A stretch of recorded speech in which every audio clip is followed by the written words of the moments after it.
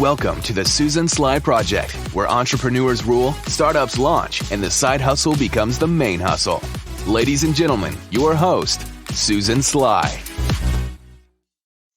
While most people during this crisis are shutting down businesses, they're perhaps furloughed, unemployed, wondering what's next, my guest today is hustling in her side hustle. She is growing an amazing clothing brand. And if you're watching on YouTube, if you are watching in video anywhere, wherever this is, you'll see I'm wearing one of her creations, and we're going to talk about that today. And I cannot wait to bring her out. She is going to inspire you. She is going to motivate you, and you will leave with some incredible ideas to how to grow your mental fortitude while we are going through this. So a couple of quick announcements. Number one, my event, the Ultimate Marketing Experience, my annual event, is coming up September 24th through 27th in Phoenix, Arizona. This event is designed to help small business owners, side hustlers optimize their social media, their marketing, their sales, and their mindset.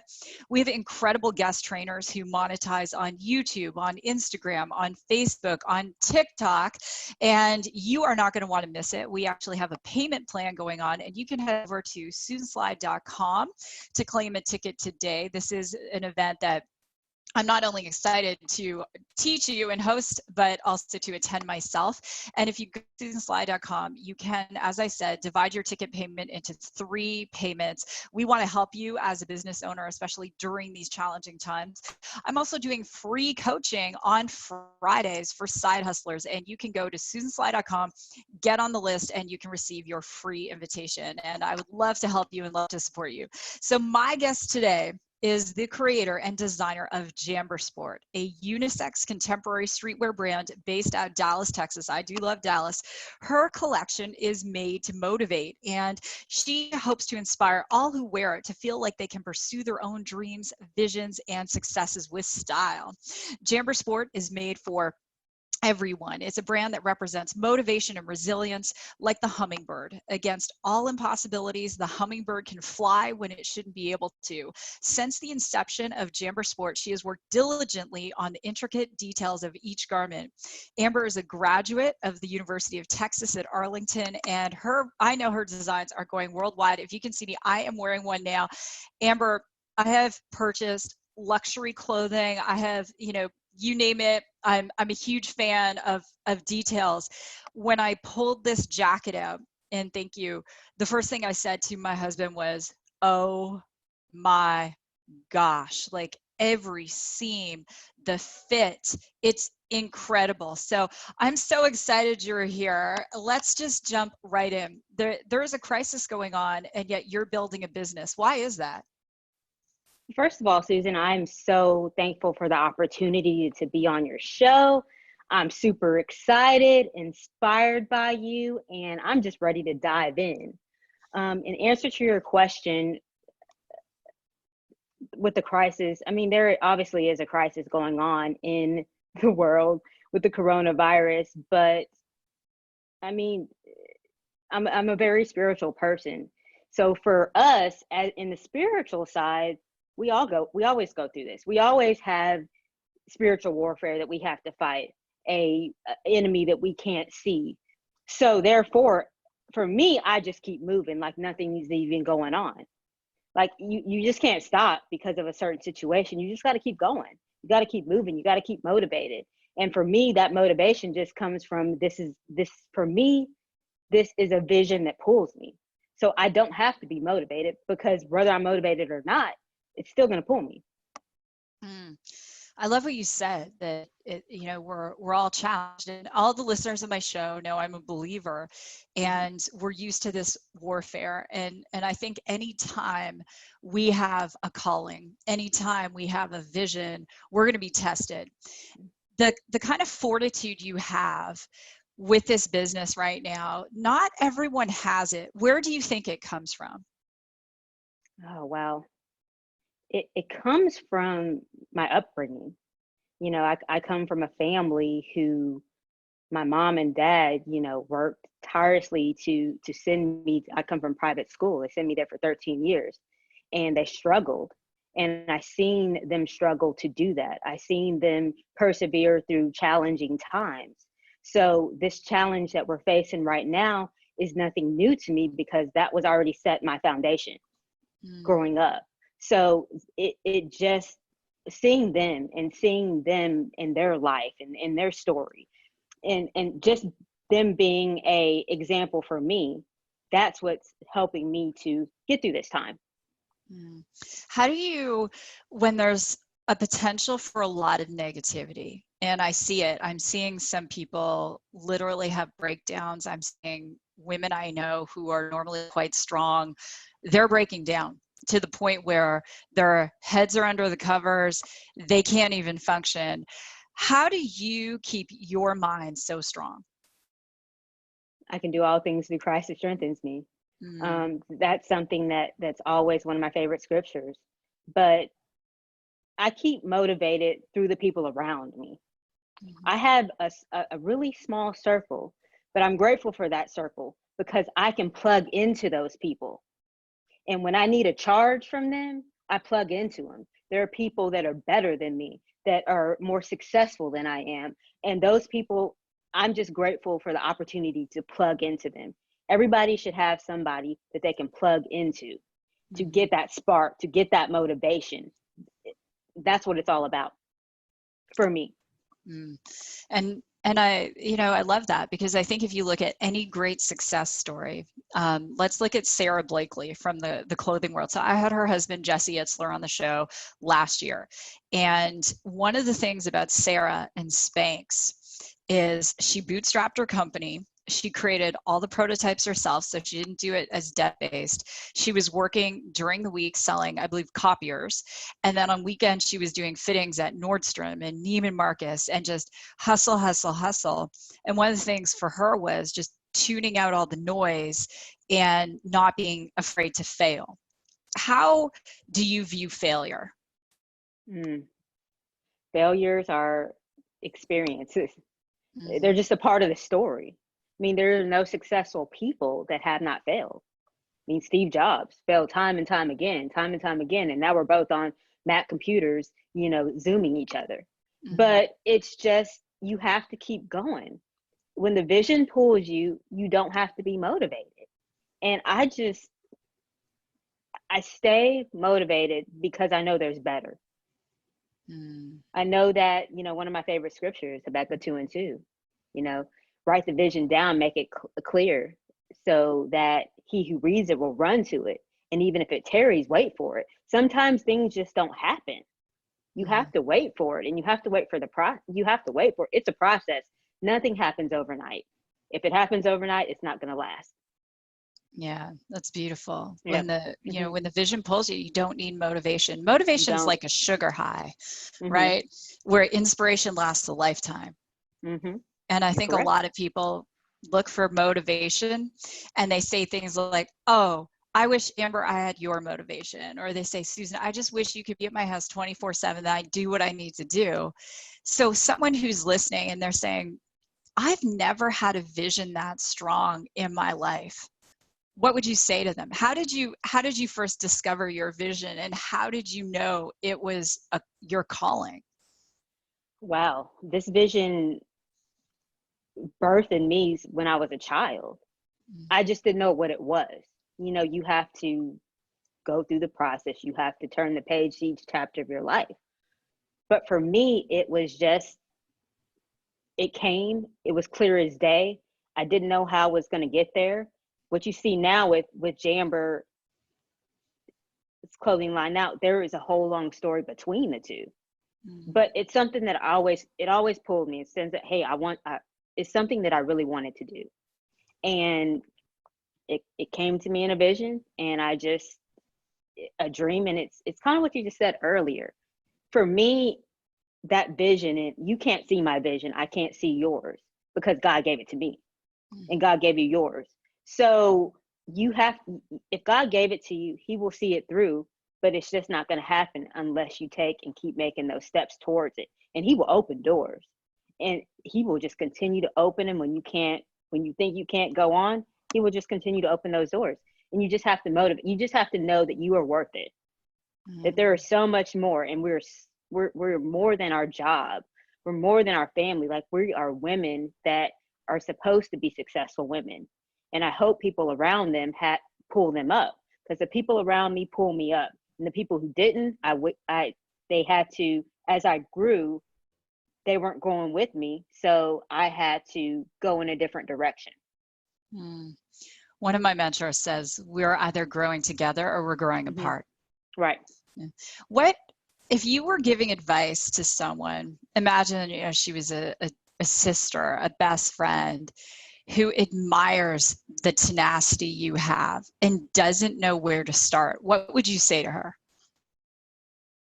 I would say, what wakes you up in the middle of the night? What do you think about when you first wake up in the morning? Because whatever you think about is what you're supposed to be. And it's what you're supposed to do. And you just have to have faith that it's all going to work. And for me, my faith has grown in the unknown. But also, just because you have faith does not mean that you are exempt from uncertainty. But again, you have to have faith enough to know that, hey, this dream is not, it's a vision and it's a dream, but I can go there. But let me take a leap of faith. Let me have my Peter moment. Let me get out of the boat and step out and know that if I keep my eye on what I'm trying to accomplish, then I won't fail. And that's what you have to have. Like, you have to, I think everybody should have that Peter moment, because it is so rejuvenating. It's the Mark 11, mountain moving faith, right? And that, you mentioned the whole thing that there are some people that are growing with you and some people that aren't. And in Mark 11, it goes on in 26 to say that you can have whatever you want, to paraphrase, but you got to forgive. Was there anyone you had to forgive? You don't have to name names along this process. Yes. You have to forgive. You have to surrender. You have to just step out and say, you know what? I forgive you. Forgiveness that doesn't mean you have to forget, but you forgive them and you move on. Because let me just put it this way, that sometimes your blessings are blocked because you don't forgive and you don't move forward, and you give that person that you didn't forgive power over you. So you just have to forgive, let go, and let God. Yeah. Amen to that. Let go and let God. And it's not easy. People have said, over the years, Susan, well, that I was raped, or my child died, or these really hard, traumatic things that happen in our lives. And how do I forgive? And I think the biggest thing is that it's a process. And it's a process that has a length of time that is entirely related to you. You can just choose to say, okay, God, I forgive that person. Like you said, I'm not forgetting, because I got to learn as a business person, but I forgive. Or we can keep holding on to it and chipping away at that forgiveness. And I know some of the deep hurts, some people, it does take longer time, right? But at the end of the day, that baggage follows us wherever we go. Yes. So what was the process of putting together the clothing line? Because there are people listening now, and I have a friend who has a multi-million-dollar sock company. Brennan Agronoff, he's 20 years old. He's been in Entrepreneur Magazine. I've had him on the show a couple of times. And I asked him the same question, because, Amber, a lot of people have ideas, but they don't execute them. So can you walk us through, like, how did you go from the idea to the actual creation of clothes? Okay. Well, first, let me start with a story of, basically, when I started the process, the first thing you have to do is you have to have a manufacturer.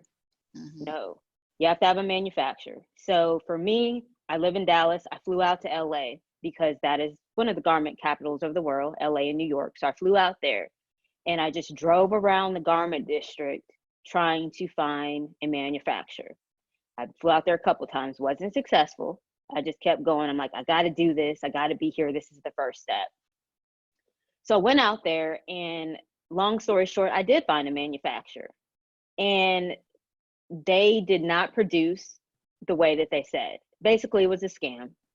They took my deposit and didn't produce anything.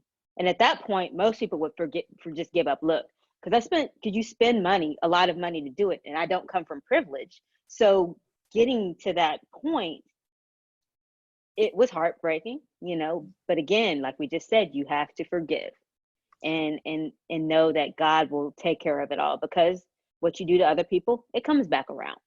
So therefore, that's what I had to do. And through that process, I was able to meet my designer, a person that shared my vision to help me bring it to life.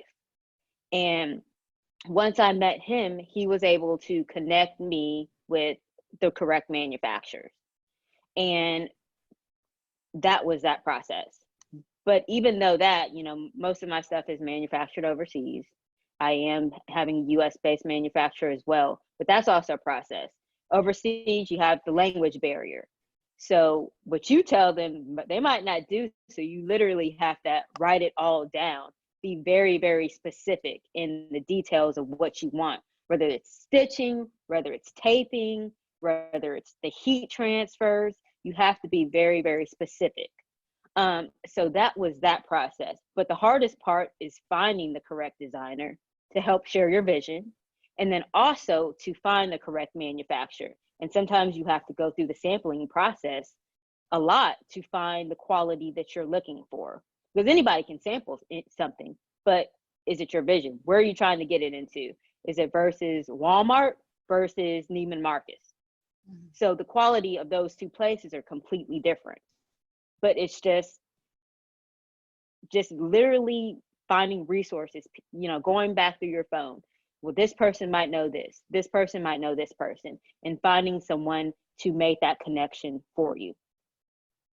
And I think that, thank you for walking everyone through that, because I think that whether someone wants to publish a book, or right now in my tech company, we have a prototype for a kiosk that detects if someone's hand sanitized, is wearing a mask, do they have a fever? And just to put the prototype together, and the kind of thermal cameras we use are $20,000, because most thermal cameras register your body temperature. This actually registers if you have a fever. People don't understand the upfront expense that goes into this. So how much money did you spend just to get to the point where you had a prototype of what you wanted?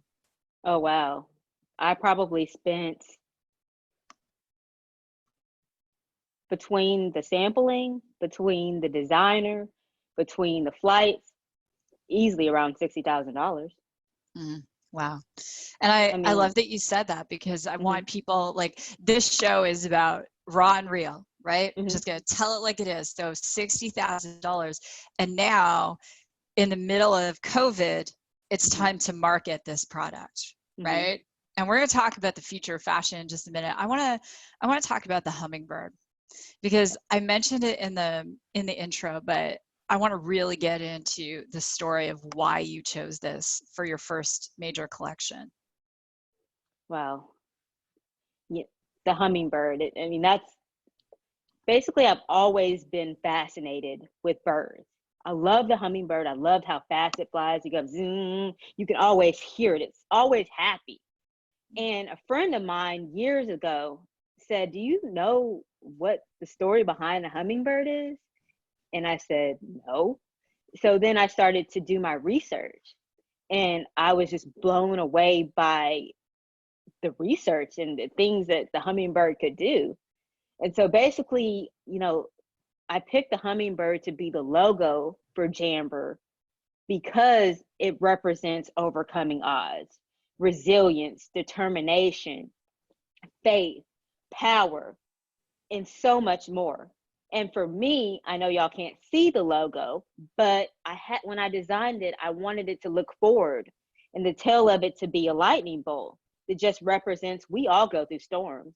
But if you keep looking forward, everything's going to be okay. Now, a hummingbird was never supposed to be able to fly because its wings are too small. So it represents overcoming odds, like I said, but it also is the only bird that can fly front to back, left to right, sideways, and still look forward. So to me, it was just, I wanted something to represent my brand that had to go through something. because we all have stories of where people tell us, hey, you can't do this or you can't be that. But you can do whatever you want. You can be whatever you want. There's no limits. No limits. That's beautiful. I didn't know that about hummingbirds. And I even working from my home office, and I'm looking out the window, so I have all of this lavender in front of my window, and hummingbirds will come, and I love them too.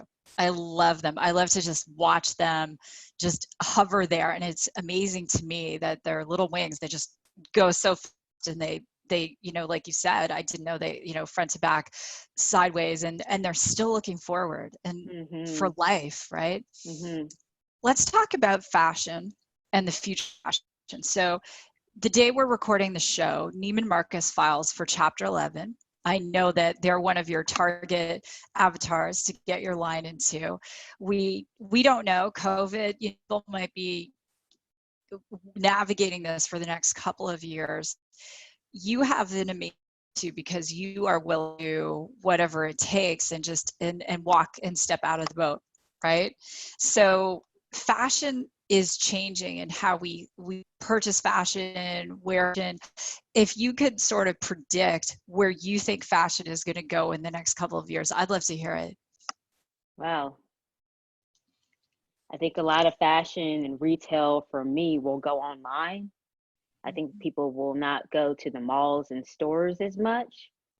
I think, let me back that back. I think that older people might not go to the stores as much. I think the young generation will still go to the stores. It's a social for them, time to hang out with their friends or whatnot. But, I think that the retail goes mostly online. Do I think retail takes a hit? No, because people always buy clothes, regardless of what circumstances they're in, whether we're in a recession or not. People still buy clothes. They might not buy them at the price point at Neiman's, but other than that, they still buy clothes. And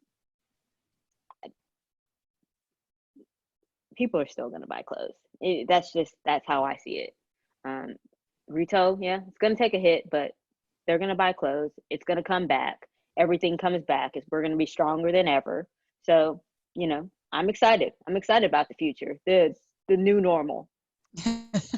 Yeah. I love that you said that, because anyone watching or listening, I want you to hear Amber's attitude, because she's not using the economy as an excuse or COVID as an excuse.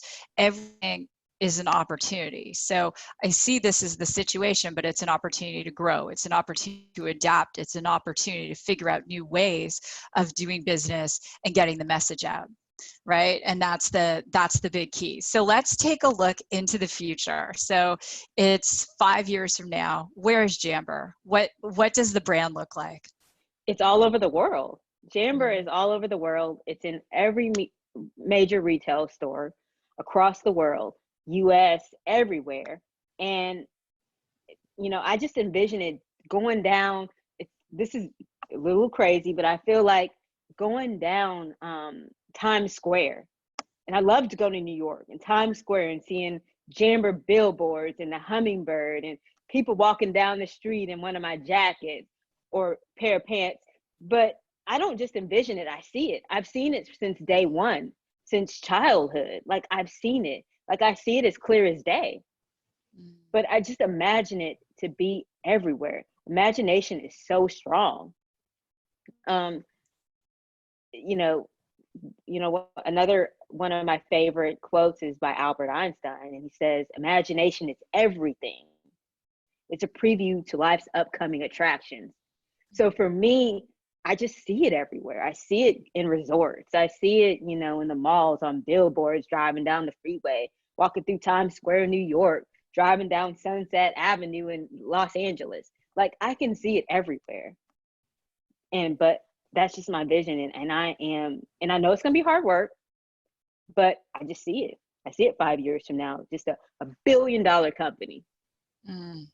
I see that too, because I see it for you. And the first time I met you, the fact that you are so clear, you are so certain, and anyone who builds a great company, there's that that quality to them that is a lot about the vision, because you can't inspire people to follow you unless you're a visionary.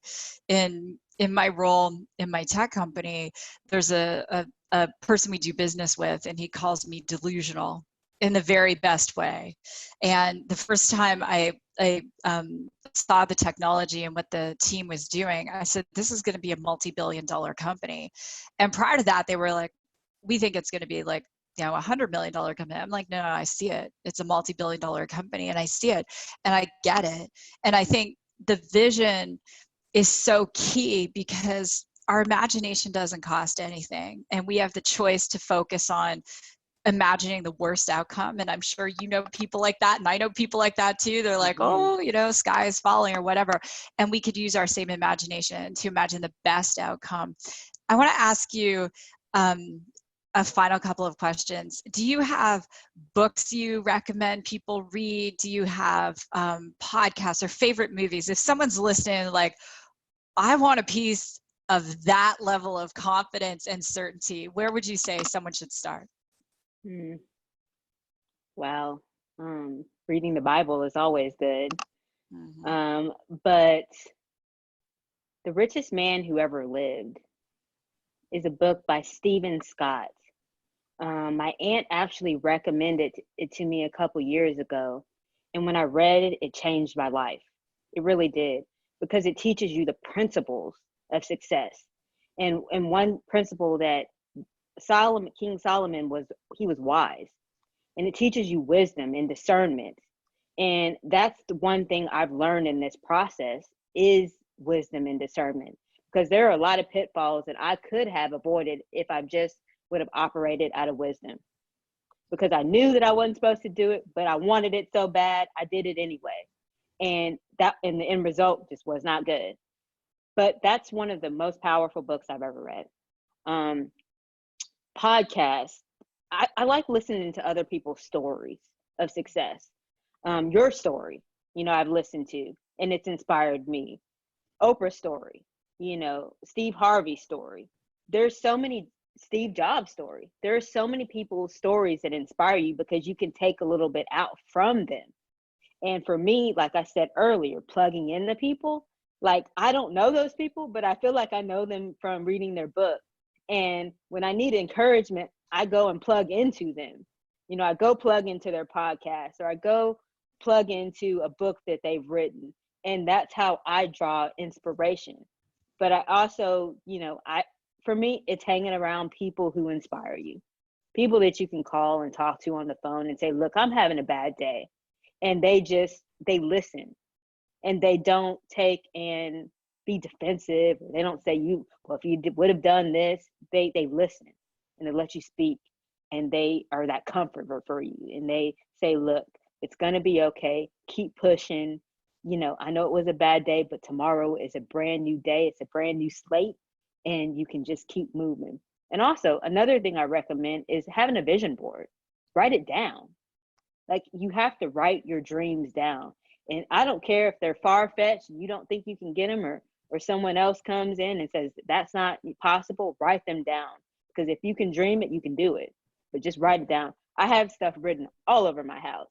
People think I'm probably crazy when they come in my bathroom, because it's all written there. Like, written, everything that I want to accomplish is written down.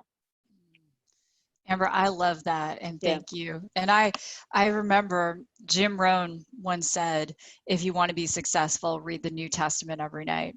And it changed my life, because I was a Bible dabbler. Like, I grew up, I had the tent revivals with my mom, and then the Presbyterian church with my dad, right? And I was like, what is this stuff? And when I really, really got to know Jesus, like, intimately, and then Jim Rohn came into my life. And so that was it, for me. And I love what you said, because basically everything you need to know about building a massively successful business can be found in the Bible. There's no question. I want people to connect with you, and I want to get your brand, your message out to the world. My last question for you is, just right off the top of your head, if who do you want to be connected with right now. So which brands do you want to be connected with, or influencers do you want to be connected with? If you could just have your wish list, which you can, who are those people? Oprah Oprah? Mm-hmm. would be number one. But if I could have a list, it would definitely be Oprah. As far as other influencers, I don't know. For me, it's like she's the ultimate, like the ultimate influencer. But just to be connected with people that want to wear the brand, normal people who, the average person. Because yes, it's great to be connected with celebrities and they can push you over, but I really want somebody that really understands the brand and really, that's their story. Like for me, it's my story, and I want them to find their own story by knowing my story and being motivated to do that. So. All right. So whoever's listening, watching, if you know someone who works over at OWN or know someone who's connected to Oprah, please share this with them, because let's get Amber's brand, Jamber, out to the world. So Amber, thank you so much for being here. You can find out more about Amber on jambersport.com. And on social, what's your number one way you want to connect with people on social? On social media, Instagram. Okay, and it's just Jamber Sport as well. Okay, so Jamber Sport on IG, and go to jambersport.com. Amber, you are so inspiring. Thank you for being here. Thank you so much for having me. I love this, and I'm just appreciative of the opportunity. So glad we got to connect, and I know God's gonna take it in a whole different level, and I'm just ready for the ride. Amen to that. So well said. So with that, if you've enjoyed today's show, we'd love, Amber and I would love a 5-star review. Share it with all your friends, and let's get her message out to the world. Goodbye. God bless everyone, and we'll see you on a future episode.